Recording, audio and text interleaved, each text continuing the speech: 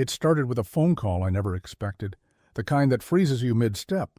A voice, trembling with a mix of authority and disbelief, said, "Ma'am, the HOA president just called 911. On you." I remember standing in my own doorway, sunlight spilling over the neat rows of identical houses, and thinking, how did it come to this? My only mistake, apparently, was saying no.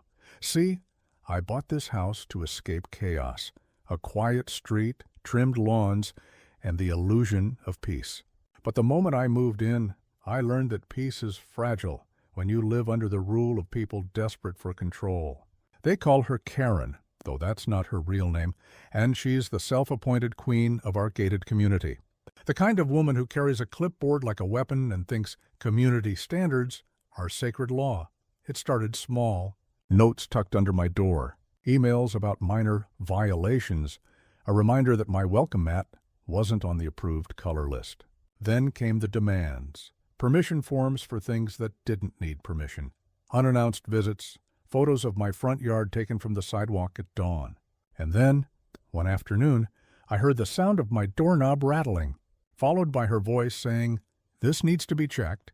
I didn't open the door that day. I just watched her through the peephole, clipboard in hand, phone pressed to her ear, eyes scanning my porch like she owned it. That was the day she decided to make me her enemy, but she didn't expect me to fight back. She didn't expect that her obsession with control would lead her to break laws, humiliate herself in front of the sheriff, and nearly destroy the very HOA she swore to protect. By the time the story ends, you'll see just how far one person's arrogance can go, and what happens when the wrong homeowner finally pushes back. Because when Karen called 911, she didn't realize the real investigation was about to begin. So tell me, what happens when power finally meets accountability? Keep watching, and you'll find out. When I first moved into Maplewood Estates, I thought I had found the kind of peace I'd spent years chasing. The streets were lined with tall oaks that cast soft, dappled shadows across the pavement. Every driveway gleamed, every mailbox looked freshly painted, and every home carried that polished suburban charm that promised safety and order. The kind of place where people waved from their porches and dogs barked softly from behind white picket fences. It felt like stepping into a postcard. After years of living in the city, with its noise, chaos, and unpredictable neighbors, the stillness here was almost unsettling. I bought a modest 2-story home on a quiet corner lot. It wasn't the biggest house on the block, but it had character. A sprawling front yard, a maple tree that turned gold every fall, and a small patio where I could drink coffee and listen to the birds before work. I poured my heart into fixing it up. New shutters, fresh paint, flower beds full of tulips and hydrangeas. For the first few months, everything felt perfect. I remember thinking how lucky I was that the community was so well maintained. The sidewalks were spotless, lawns trimmed to the exact same height, and even the garbage bins seemed to line up perfectly on collection day. It wasn't until later that I realized why everything looked so perfect, because it had to. The HOA ran Maplewood Estates like a well-oiled machine. At first, it seemed harmless, just a small board of homeowners making sure everyone followed the same rules to keep the neighborhood beautiful. But the more I watched, the more I noticed how much control they really had. Every house color was pre-approved, every fence height measured, every holiday decoration timed and documented. It wasn't just about order, it was about control, and at the center of it all was Karen. She was the HOA president, a woman in her late 50s with a sharp smile and an even sharper tone. Always in beige slacks and perfectly ironed blouses, clipboard in hand, she patrolled the streets like it was her personal kingdom. You could hear the click of her heels before you saw her. The other board members followed her like loyal subjects. There was Mark, the treasurer, who had a habit of quoting bylaws as if they were scripture, Linda, the secretary, whose gossip spread faster than wildfire, and George, the vice president, who rarely spoke but always seemed to be taking notes. The first time I met Karen, she showed up at my door with a welcome packet. I remember how polished her smile was, how she scanned my porch like she was already making a mental checklist. She complimented the flowers, noted that my shutters might not match the approved palette, and handed me a thick folder full of HOA rules and community standards. She said it like a gift, but it felt more like a warning. For a while I tried to fit in. I attended a few HOA meetings in the clubhouse at the end of the street. The meetings were always the same, a mix of small talk, petty complaints, and power disguised as community care. Someone would bring up a mailbox that was an inch too tall, or a yard sign that didn't meet size regulations. Karen would nod, adjust her glasses, and remind everyone that rules existed for a reason. It was strange how easily people followed her lead. Even the ones who didn't seem to like her stayed quiet. There was something about her, that mix of authority and intimidation, that kept everyone in check. For a time I played along. I kept my lawn trimmed, my trash bins hidden, my porch light exactly the right shade of warm white. But even then, I could feel it, that subtle pressure to conform. The looks from neighbors if your grass grew a little too high. The whispers if you didn't attend a meeting. Then came the first letter. It was tucked under my doormat, sealed in an official-looking envelope with the HOA's logo stamped in blue ink. Notice a violation, it read. My offense? A small garden gnome sitting near my flower bed, apparently unapproved decor. I laughed it off at first, thinking it must be some kind of misunderstanding. But the tone of the letter wasn't a friendly reminder. It was a warning, a citation for failure to comply with community aesthetic guidelines, with a fine of $50 if not corrected within 10 days. That's when I started paying closer attention. I began to notice the same envelopes on other porches, the same uneasy looks exchanged between neighbors during morning walks. Everyone smiled, but their eyes told a different story, a quiet fear of standing out, of drawing attention, of being non-compliant. I took the gnome inside. I figured that would be the end of it. But the following week, I got another letter. This time it was about my driveway, a small crack running along the edge near the curb. Unsafe and unsightly, it read. Repair required within 30 days. I had just moved in. The crack had been there long before I bought the house.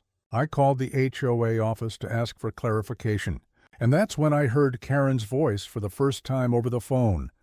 Calm, polite, and unyielding, she said, "We all have to do our part to keep Maplewood Estates beautiful."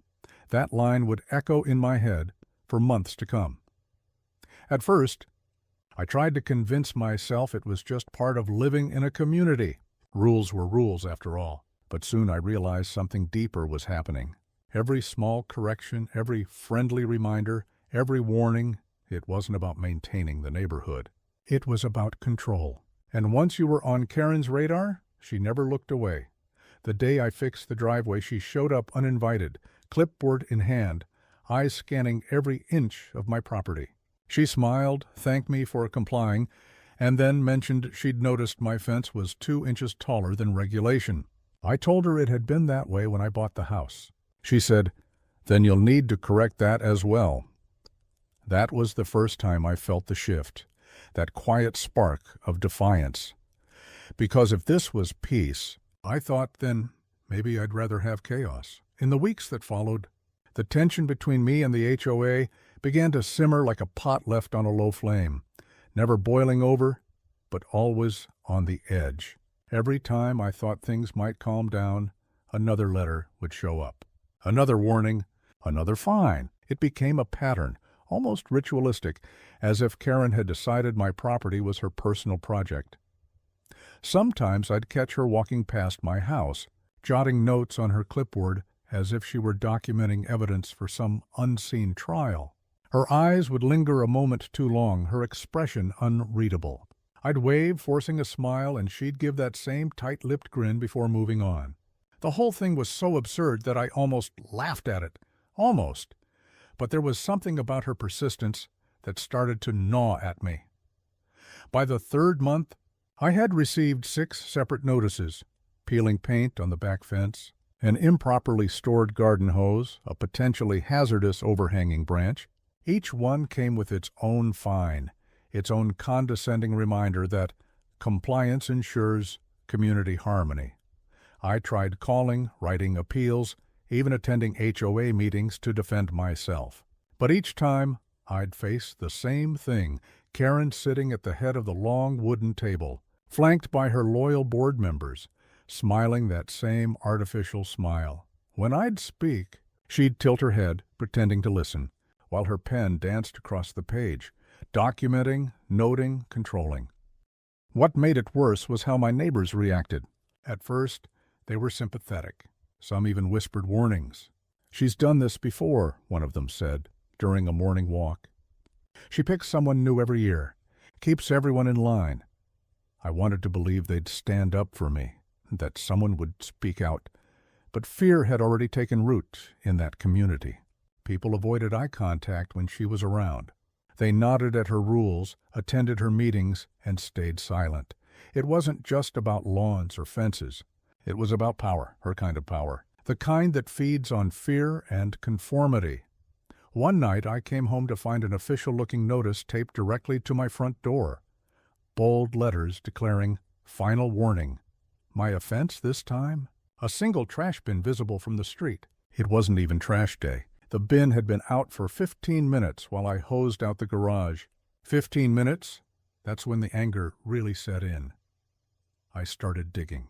I went through every HOA document I could find, the bylaws, the fine schedules, even the original community charter. The deeper I went, the clearer it became that Karen wasn't just enforcing the rules, she was rewriting them, quietly, subtly. Each amendment passed during those conveniently timed meetings that most people never attended. She'd frame them as clarifications, but they always seemed to tighten her grip a little more.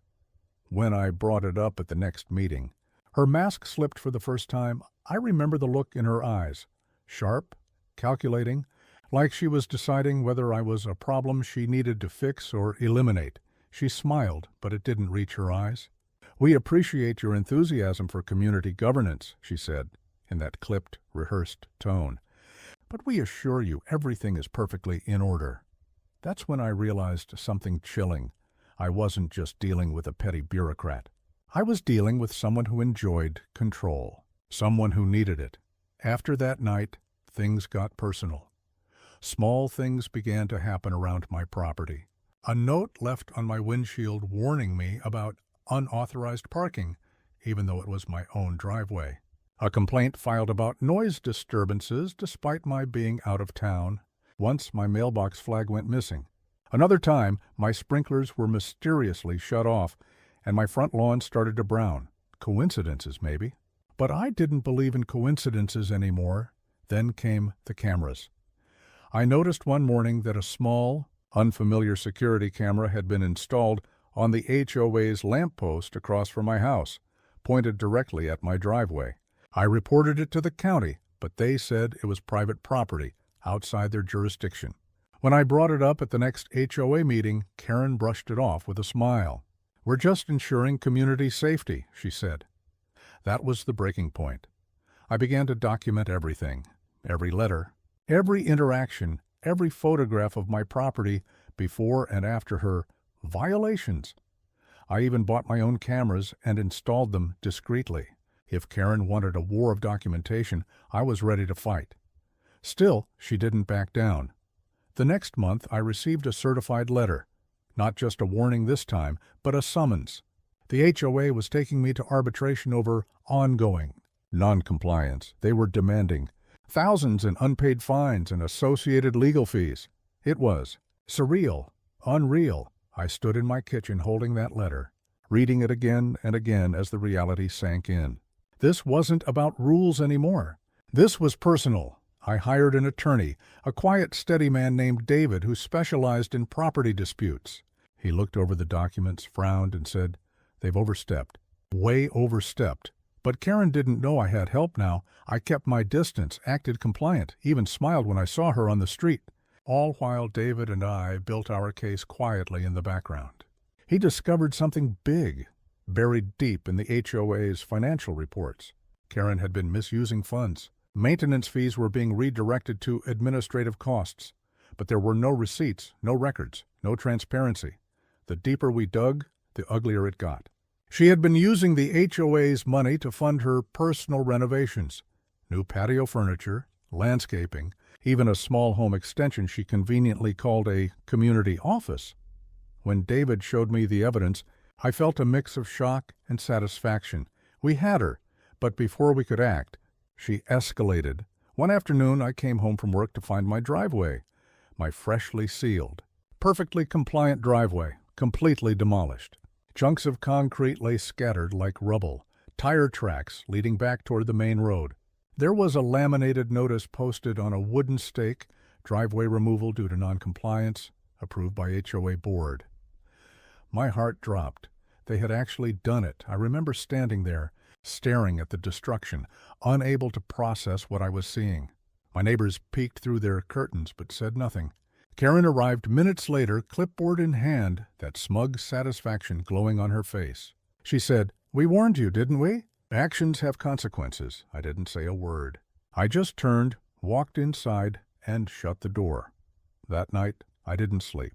I just sat at my desk, staring at the photos of my broken driveway and the stack of letters she'd sent me, and that's when the plan began to form, a plan that would turn her own obsession with control against her.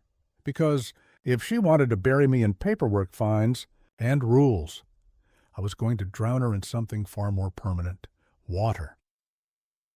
For the first few days after the driveway incident, felt like waking up in a bad dream that refused to end. Every morning I'd look out my window, expecting to see concrete, solid, unbroken, dependable, and instead I'd be met with jagged rubble and the faint outline of tire tracks that led nowhere. My once pristine front yard looked like a construction zone, yet no repairs had been approved. No contractors had been scheduled. I filed a complaint with the county, but they dismissed it, saying it was a civil matter between private parties. That phrase stuck with me. Private parties. It made it sound like this was just a disagreement between neighbors, not the power trip it had become. The HOA board, emboldened by Karen's so-called victory, doubled down. Within a week, I started receiving fresh notices, citations for unsafe debris, unsightly property damage, and failure to maintain driveway integrity. The irony was almost comical. They had destroyed my driveway, and now they were fining me for not having one. Each letter carried that same official tone, that same pre-printed HOA logo at the top. But the message was clear. They were trying to break me down. Karen didn't stop there. She started sending inspection updates to all homeowners, thinly veiled reminders that compliance inspections could happen at any time. It was her way of tightening her grip on everyone else, using my situation as an example. Soon, small shifts began rippling through the neighborhood. People who used to wave stopped making eye contact. Conversations at the mailbox went silent when I walked by. Even my next-door neighbor, Mark, who had always been friendly, always quick to lend a hand, suddenly started keeping his distance. I noticed he'd trimmed his lawn to a razor-thin edge and repainted his shutters to match the exact shade listed in the HOA's color guide. Fear does strange things to people, but it wasn't fear that drove Mark to turn on me. It was opportunity. One afternoon, I came home to find him standing in his driveway with Karen, pointing toward my house. Their expressions were sharp, calculating. I couldn't hear their words, but I didn't need to. Later that evening, I found a new notice taped to my door. Neighbor complaint, unauthorized shed extension. The shed extension was nothing more than a small overhang I'd built months earlier to shield my tools from rain. It was perfectly legal, properly permitted, and completely within HOA guidelines, at least according to the version of the bylaws I had. But when I went to the HOA website to double-check, the document had changed. There, buried in the fine print, was a newly added clause. All external additions must receive written pre-approval from the board, including tool storage areas or structural covers. The amendment was dated just 3 days earlier. They were rewriting the rules. In real time, I started documenting everything more aggressively, every visit, every notice, every whispered exchange that took place near my property. My phone became a catalog of absurdities. Karen standing at the end of my driveway with her clipboard. Mark photographing my yard from across the street. Even a stranger, someone I didn't recognize, slowly driving by, camera raised, snapping photos of my house. Before speeding away, each incident piled on top of the next, until it became difficult to separate one from the other. But the real breaking point came when I discovered what they were doing behind my back. David, my attorney, called one afternoon with a tone that made my stomach sink. "They've filed for lien authorization," he said. "They're claiming unpaid fines and legal costs totaling over $11,000. My mind went blank. "A lien? On my home?" he sighed. "If it's approved, they'll have legal claim to your property. They're trying to force you out." It was no longer just harassment. It was a hostile takeover. That night, I sat at my dining table, surrounded by stacks of paperwork, highlighted pages, printed emails, and copies of every violation notice. Each one told a piece of the same story. How the rules shifted just enough to trap me. How the board twisted technicalities into punishments. And the more I read, the clearer it became. This wasn't about me. It was about control, about maintaining the illusion that Karen was in charge. I was just the unlucky one who'd refused to bow, but even I couldn't have predicted how far she'd go next. A week later, I woke to the sound of construction. Not on my house, on Karen's. A brand new fence was being installed along her property line, high enough to block the view of her backyard. Except, according to the community's own regulations, fences over 6 feet required collective approval. So I did what she would have done. I filed a complaint.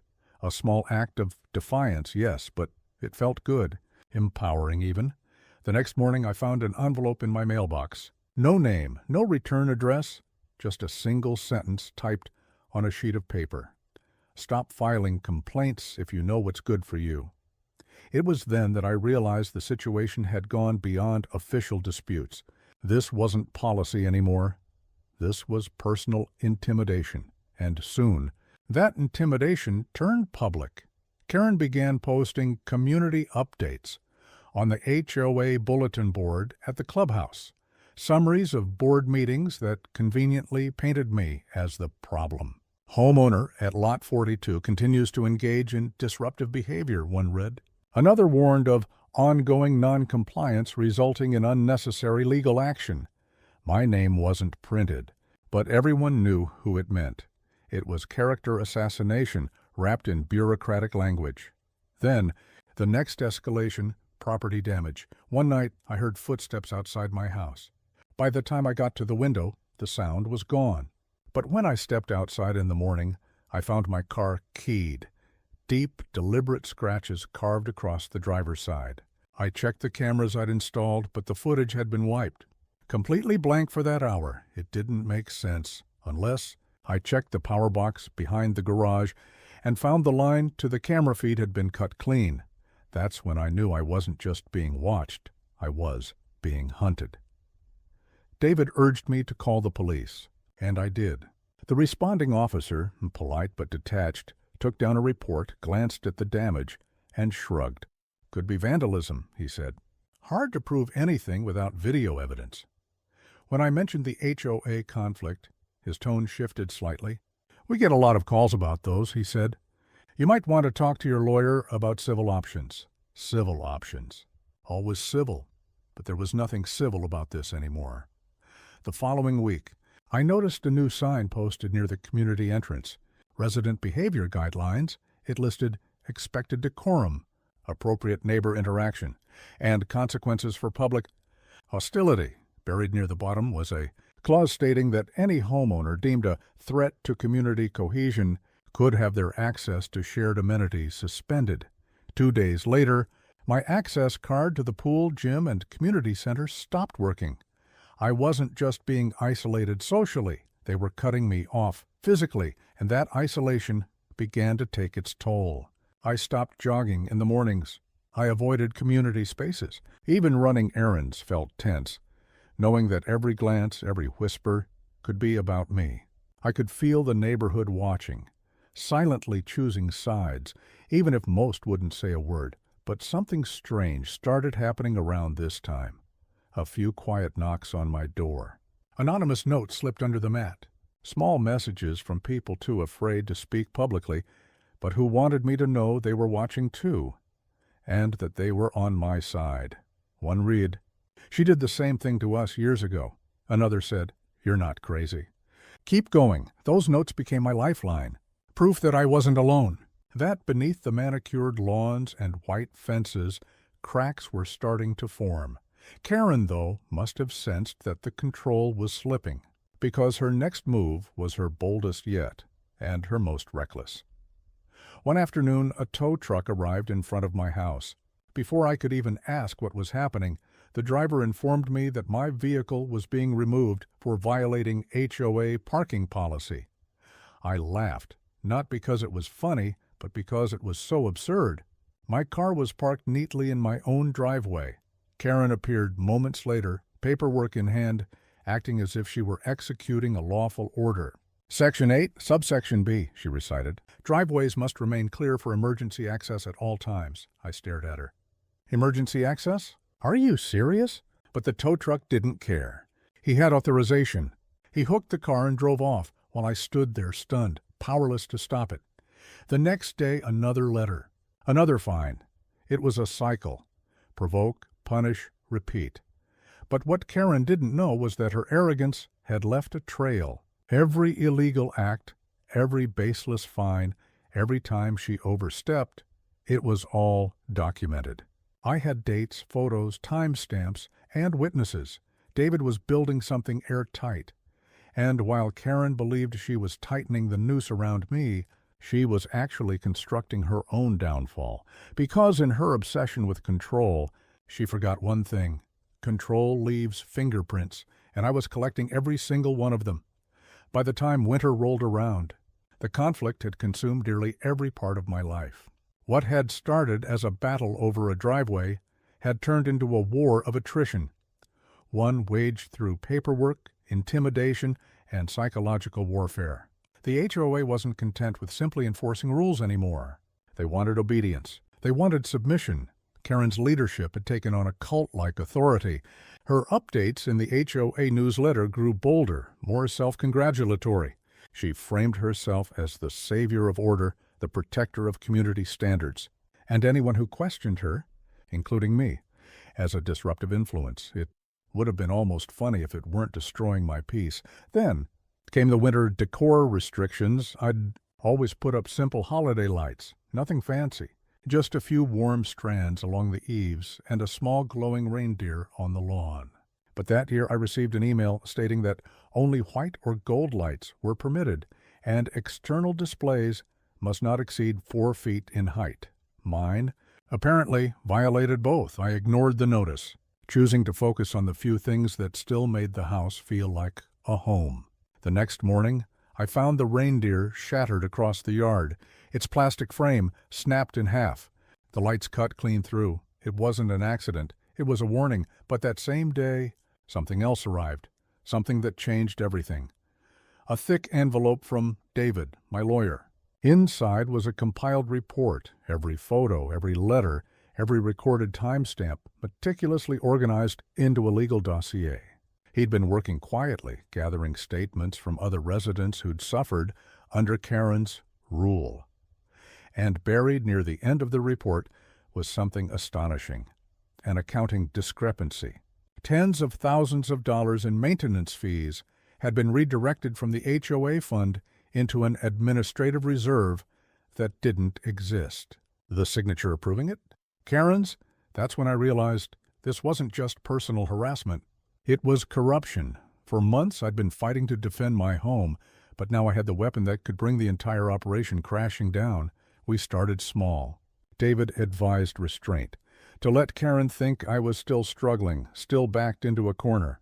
Meanwhile, we filed a formal records request through state law.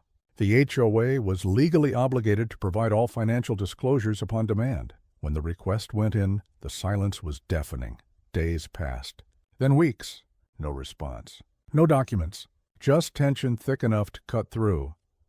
Until one evening, I saw Karen and 2 other board members, Leonard, the treasurer, and Margot, the secretary, meeting in her driveway, long after dark. Their conversation was animated, frantic. Leonard's hands were shaking. Margot kept glancing around nervously.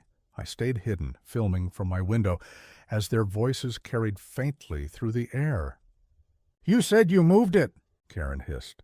"I did. It's not in my name anymore," Leonard snapped. "Then where is it?"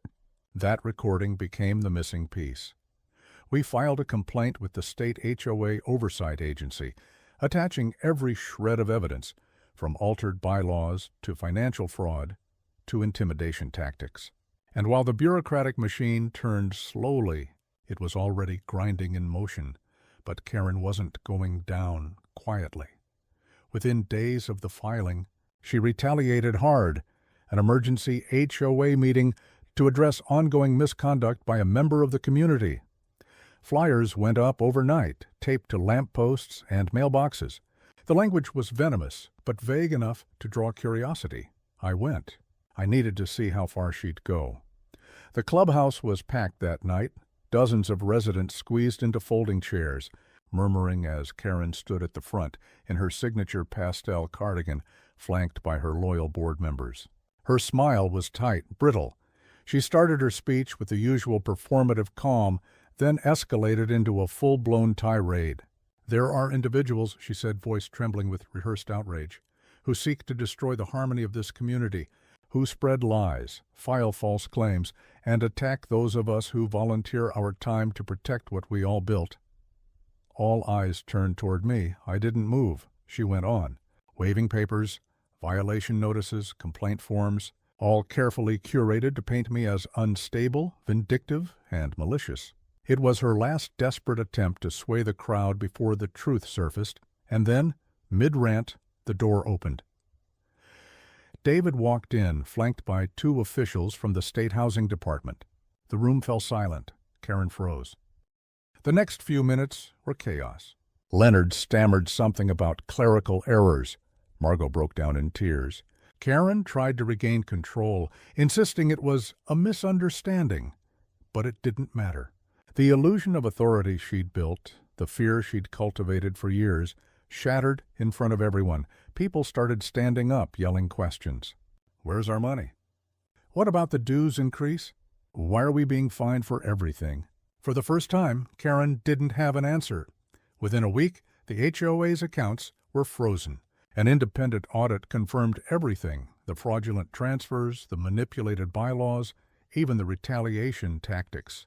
Karen and Leonard were removed pending investigation, and criminal charges were later filed for embezzlement and misconduct. But the fallout didn't stop there. Neighbors who'd once sided with her started coming forward, confessing they'd been threatened or coerced. Mark, my once friendly neighbor turned informant, showed up at my door one evening, not to gloat, but to apologize. "She said she'd fine me for noncompliance if I didn't report you," he said quietly. "I'm sorry, man. I didn't know it would go this far." I wanted to hate him. But instead, I just nodded. You weren't the only one, because that's what Karen had built, not a community, but a culture of fear. And now, that culture was crumbling. The months that followed felt like sunlight breaking through after a long storm. The interim HOA committee, made up of residents who'd once been too afraid to speak, began rewriting the rules with transparency and fairness. They revoked every baseless fine, reimbursed every fraudulent fee, and reopened the amenities for everyone. And me? I rebuilt my driveway. Not just to replace what was lost, but as a symbol, a declaration that I wasn't broken. I poured every inch of concrete myself, smooth and flawless, stronger than before. Sometimes I'd catch people slowing their cars as they passed, staring for a moment longer than usual. Maybe they were remembering. Maybe they were realizing how close they'd come to losing everything, too. Karen's house sat dark and empty after the charges were filed. Her pastel flowers wilted, her manicured hedges grew wild. It stood like a relic, a reminder of how power, once unchecked, eventually consumes itself. And yet, despite the closure, the peace felt different. Fragile, perhaps, but earned. One evening, as I stood at the edge of the new driveway, the air warm and still, I thought back to everything that had happened. The fines, the fear, The nights I'd wondered if I was crazy for fighting back, and then I realized something simple but profound. Justice doesn't always roar. Sometimes it whispers through paperwork, patience, and persistence, because in the end, the system that tried to crush me became the very thing that destroyed them. So now, when I see Karen's empty house, I don't feel anger. I feel vindication. She called 911 that day, thinking the law was on her side. But it turns out the law doesn't protect control. It protects truth. And truth? It never needed permission to enter. What would you have done if your HOAs tried to take everything from you? In the weeks following the arrests, the neighborhood that once felt suffocatingly perfect became eerily quiet. The neatly trimmed lawns still shimmered under the morning dew. The same manicured hedges framed every walkway, and the American flag still fluttered in the same summer breeze. But something was different now. The air felt lighter. The tension that had once crawled beneath every polite wave and forced smile was finally gone. For the first time in months, people began to talk again, not in whispers or through gossip threads, but openly, face to face, like neighbors should. It started small, a few kind words at the mailbox, a smile from across the cul-de-sac. Children's laughter returned to the streets that had grown used to silence. It was almost strange hearing it again. The sound of life. The HOA office, once the cold heart of the neighborhood's control, sat abandoned. Its blinds were drawn, the compliance violation forms still stacked neatly on a desk no one dared enter. A city notice taped to the door announced that the association's accounts were frozen pending further investigation. That single sheet of paper represented something far greater than bureaucracy. It was freedom in print. The news spread quickly. Karen and the remaining board members had accepted plea deals. Fraud, embezzlement, abuse of authority. The list went on. Each name, each charge, felt like a ghost finally being exorcised from our lives. Karen would serve time. Not long, but long enough to matter. Cheryl and Bill were barred from serving on any HOA board ever again. Leonard, the former treasurer, turned state witness and walked away with probation. It wasn't about revenge anymore. It was about justice. And justice, for once, had chosen the right side. As for me, I didn't celebrate with champagne or victory speeches. I celebrated by sleeping through the night for the first time in nearly a year. No more letters. No more inspections. No more fear of walking outside and seeing another violation notice taped to my door. My property, once the epicenter of all that chaos, began to heal too. The grass grew greener not because it was free of fines, but because I tended it without resentment.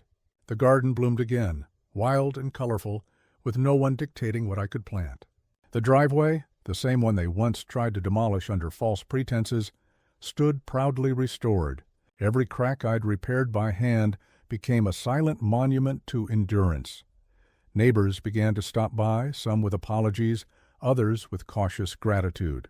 Many admitted they'd been too afraid to stand up when it mattered most. I didn't hold it against them. Fear has a way of silencing even the loudest hearts when power is abused. The new interim board, made up of people who had been bullied into silence before, met on my porch for their first discussion. There were no hidden agendas, no closed-door deals, just people trying to make their neighborhood livable again. David, who had been my quiet rock through it all, was there too, leaning against the railing with a look of quiet pride. He didn't say much. He didn't need to. His presence was enough. I still can't believe it, one of the new members said, staring at the empty HOA building down the street. It's like the whole place just woke up. And that's exactly what it felt like.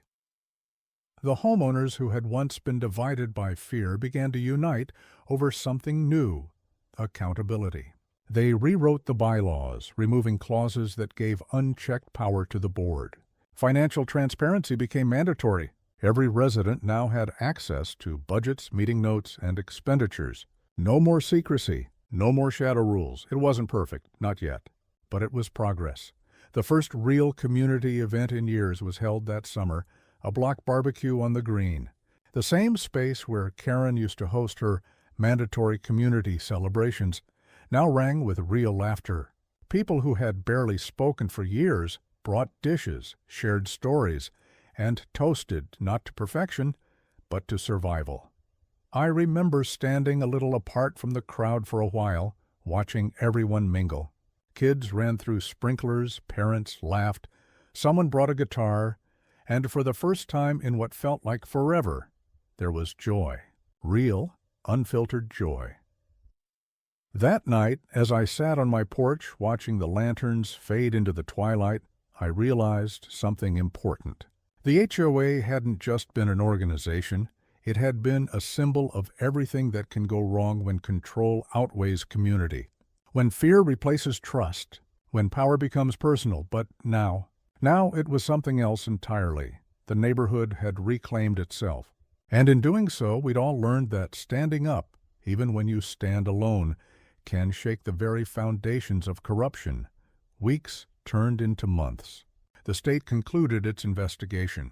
The HOA's accounts were unfrozen, but only under strict new oversight. An independent management company stepped in to handle the finances transparently. Karen's sentencing made the local news. She appeared smaller, almost unrecognizable in that gray suit, her once commanding voice replaced with silence. I didn't attend the hearing. I didn't need to see her face again to know I'd won. Instead, I spent that morning painting my front door a new color, a soft, calming blue. A small change, but it meant everything. Every brushstroke felt like reclaiming another piece of peace that had been stolen from me. A few months later, I received a letter from the county office. It wasn't a fine or a warning this time. It was a commendation, an official recognition for assisting in uncovering financial misconduct in a registered community association. It wasn't about ego or glory. It was closure. The story didn't end there, though. A journalist reached out to interview me for a feature on HOA reform. My story, apparently, had inspired other residents across the state to question their associations, to demand transparency. I hesitated at first, wary of attention, but then I realized silence is what allowed people like Karen to thrive in the first place. So I told the story, every painful, ridiculous, absurd, infuriating detail. And when the piece aired online, it went viral. Thousands of comments flooded in, people from all over the country sharing their own horror stories, their own battles against petty HOAs, and their small victories. It became clear that what had happened here wasn't isolated. It was a symptom of a much larger disease, one built on intimidation and misplaced authority. But there was hope in that too. Because with every story told, with every voice raised, the system began to change.